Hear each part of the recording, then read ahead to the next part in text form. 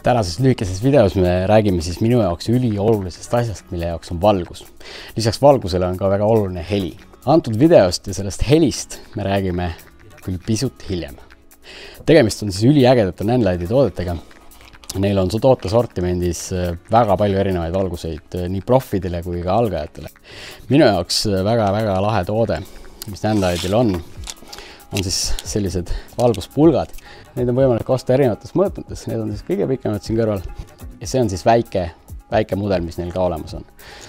Tal on ülilihtne menüü taga, lülitada sisse. Siin on erinevad režiimid, sa saad muuta valgustemperatuuri, tugevust, erinevaid efekte teha, ülimalt mugavad asjad. Sa saad pika seriga fotot teha, selliste pikkade tubidega sa võid mõnusasti valgusmaalingut teha.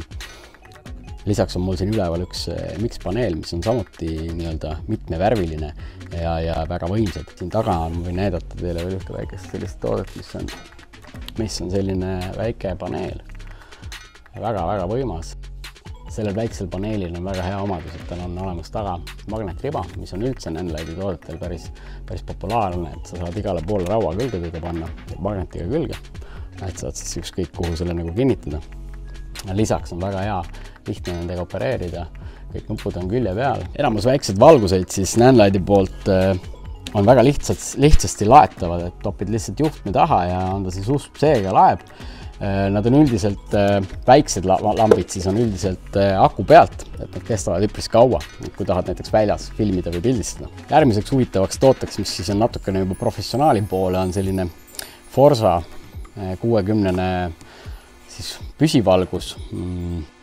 Lahe on nende valguste juures see, et need on erinevad, et neil on 300, vist isegi 500, 100-ga kandis ka midagi, et sellised valgused isegi professionaalsel võttel väga mõnus kasutada, et USA-s hästi paljud just Nanlite'i kasutavad ja kiidavad seda taevani.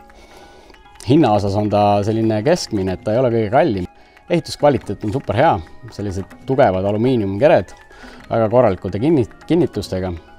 Isegi see alumine statiivi kinnitus on neil selline tugev alumiinium. Siia otsa siis on võimalik panna erinevaid kopsikuid, aksessuaare. Antame kõigepealt siit selle kaitse eest ära. Et siit võid siis panna rahulikult endale igasugused erinevaid kopsikuid ette. Sobivad ideaalselt nii foto kui videotööks. Kõik tooted tulevad mõnusasti pakendatult. Väiksed lambid sellistes kottides, suuremad lambid juba suurtemates kottides, väga tugevad, väga hea kasutada. Suured tubid tulevad ka suures pikas kotis, väga hea transportida. Võtsin nüüd ülealtselt keskelt selle bicolor paneeli ka alla. Tegemist on siis LED-paneeliga. Kõik nupud ja asjad on tal siin taga. Ülimalt mugav kasutada, tuleb mõnusa kotiga, hea transportida, üpris kerge. Siia sa saad isegi lisada V-mount aku taha, ehk siis saad ka kusagil väljas seda vabalt kasutada. Valguse puhul ei ole alati vaja väga palju valgust, väga tugevat valgust. Et võimegi siin tegelikult näidata mõnda erinevat setti, mida on võimalik teha. Et esimest setti te nägite, näitame seda korraks uuesti. Seal on ainult mix-paneel ülevalt alla. Võtame siit natuke valgust vähemaks. Praegu hetkel siis tulevad ainult need 2 pikka tube'i siit kõrvalt.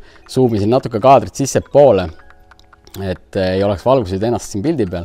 Aga võtame kohe järgmiseks sellise asja, et võtame siit valgus maha. Nii, nüüd on tegelikult ainult üks valgusallikas. Et tegelikult on juba selline imitatsioon, et sa saad näiteks kontoris teed tööd rahulikult. Paneme siia juurde veel näiteks. Nüüd lisasin ühe lisavalguse veel, mis näitab siis tegelikult taha taustale, et siis taust tuleb rohkem välja. Siit võime veel lisaks panna sellise väikse paneeli. Nüüd siis on tegelikult 3 valgust. Et panin nüüd väikse kontra ka sealt tagant.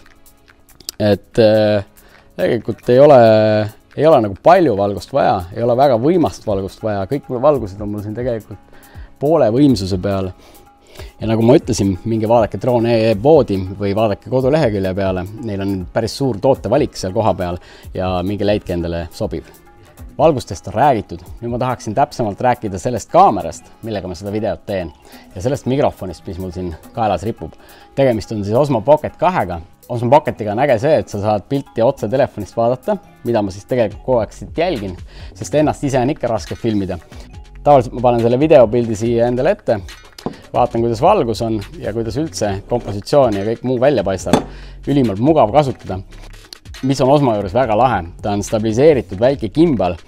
Ta tuleb koos väikse mikrofoniga, mis siis on wireless ja salvestab otse Osmosse heli, mis on kindlasti parem, kui teha näiteks videot kaameraga, millel on siis näiteks suundmikrofon või isegi telefon. Et kui sa keerad telefoni ümber, siis tegelikult mikrofon võtab sinna poole, kui sina räägid siin.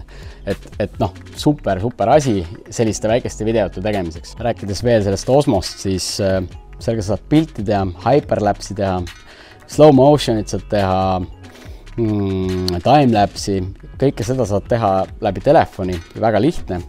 Osmol endal on ka väga lahe tegelikult väike ekraan, mille pealt sa saad kõiki asju juhtida. Ta on ülimalt väike ja ülimalt mugav kasutada ja kvaliteet on minu jaoks väga hea.